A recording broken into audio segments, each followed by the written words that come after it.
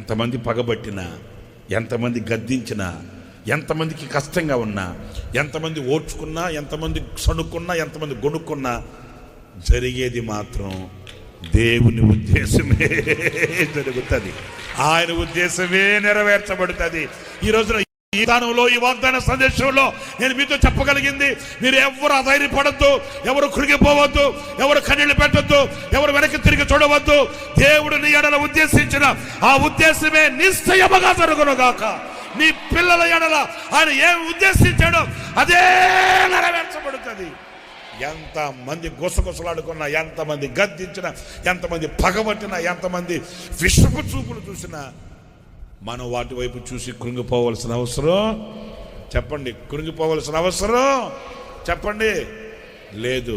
వాగ్దానాన్ని చేతబట్టిన ఆయన నీ ఉద్దేశం నా ఎడల నెరవేర్చుని ప్రభుని అడగడం,